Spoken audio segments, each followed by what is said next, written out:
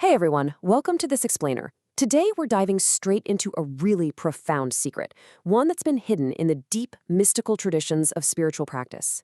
We're exploring the ancient, undeniable connection between feminine energy and ultimate spiritual awakening. And you know what? It turns out this isn't just some modern New Age theory. This is a profound truth that sages have recognized and revered for literally thousands of years. So, that brings us to a huge question. Why exactly did these ancient sages believe that women hold the ultimate key to the universe? This question has been echoing through ashrams and ancient texts for millennia. Like, why is it said that a woman is the very form of energy herself? And why is hitting that ultimate spiritual awakening considered so much easier for her than for a man? Well, let's unlock the ancient wisdom of yoga and tantra to find out. Okay, let's dive into this by defining our core term here. We've all heard the word Kundalini, right? It's a word that instantly stirs up these waves of mystery and power. But as a quick refresher, ancient traditions tell us that this divine energy actually rests within every single one of us. Picture it like a sleeping serpent, coiled up incredibly tight at the very base of your spine, right in what's known as the Muladhara chakra. Section 1. The Serpent's Ascent. Understanding Kundalini. So, what happens when this intense, sleeping energy actually decides to wake up?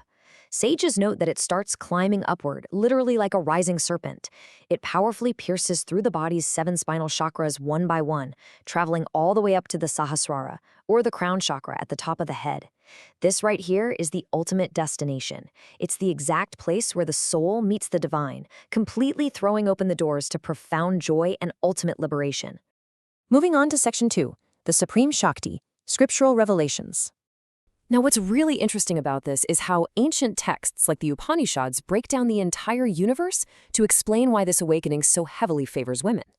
They say the universe is made of 2 fundamental forces. You've got Shiva, the male principle, which is static, peaceful, and strictly observant. And then you have Shakti, the female principle, which is active, highly creative, and constantly in motion.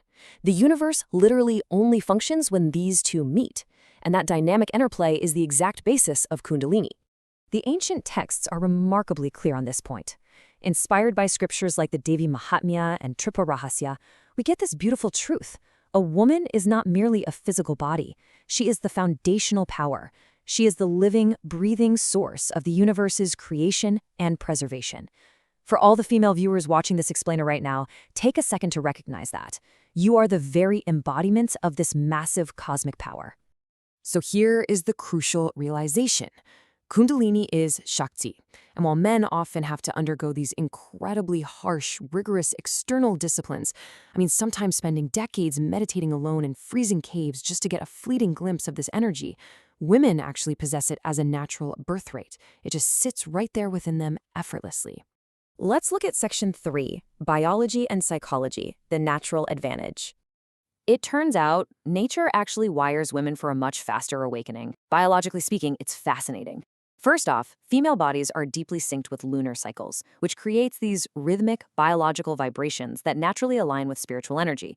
Second, they have a profound built-in connection to the Ida Nadi, which is the cooling lunar energetic channel of the body. When this channel is active, say during meditation, a woman's body absorbs subtle spiritual vibrations so much more deeply.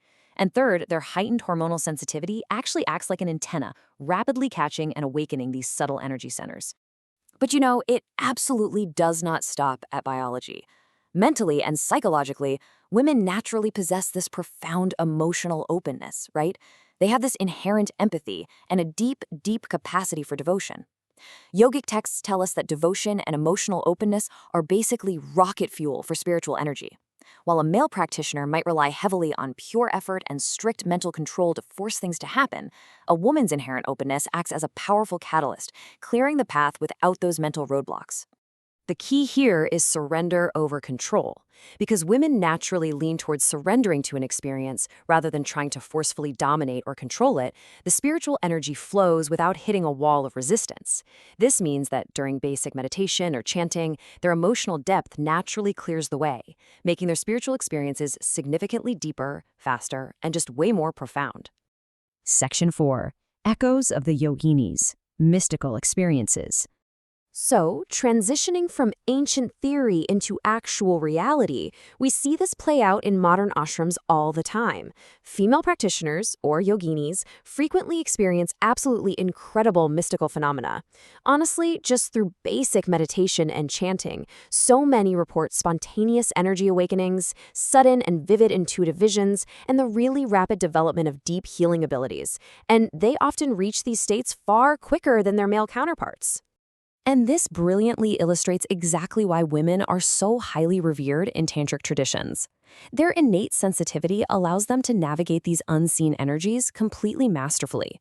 They recognize the subtle, quiet signs faster, effectively becoming their very own intuitive guides on the spiritual path. They don't always need someone telling them what to feel, they just know. But hold on just a second. We really need to pause here and ask a very serious question.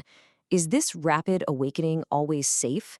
Because make no mistake, we're talking about raw, immense, completely life-altering power here. Which brings us to Section 5. The power requires discipline, rules of practice. Even with all that natural ability, the sages strictly warn that immense discipline is absolutely required. There are essentially 4 pillars of safe practice. Let's walk through them. First up, a guru's guidance. You need an expert to safely control and direct that massive energy rush. Second, a pure diet. This keeps the physical body light and prevents energetic blockages.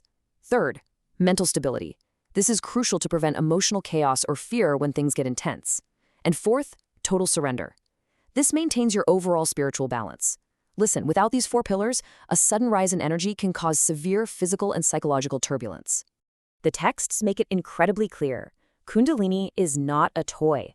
It's not a casual weekend hobby. It is an automatic, profound alteration of your life.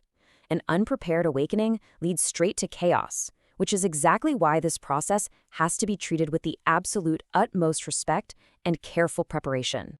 All right, Section 6, the ultimate payoff, liberation and compassion. Now, when you do practice with that proper discipline, the rewards are just beautiful. An awakened Kundalini transforms a person entirely, from the inside out. We're talking about developing boundless compassion for all forms of life. You get razor-sharp intuition that effortlessly guides your daily decisions. You tap into this unshakable inner peace that completely banishes fear. And you experience radiant physical and energetic health as all your centers perfectly align. It's truly a complete metamorphosis. And the best part? This transformation creates a massive ripple effect. When a woman achieves this kind of internal spiritual victory, she absolutely doesn't just keep it to herself. She becomes a radiant beacon of peace and positivity for her family, her society, and her entire community. Her environment is literally elevated just by her presence in it. To sum up the core thesis of everything we've looked at today, I want you to remember this quote. Every woman houses the divine. Her energy waits only for the right path and balance. Your potential isn't something you have to go out and endlessly search for. It's already right there, inside you, just waiting for the right discipline to awaken. So I want to leave you with this final provocative thought. Do you recognize the Shakti within you? The ancient texts declare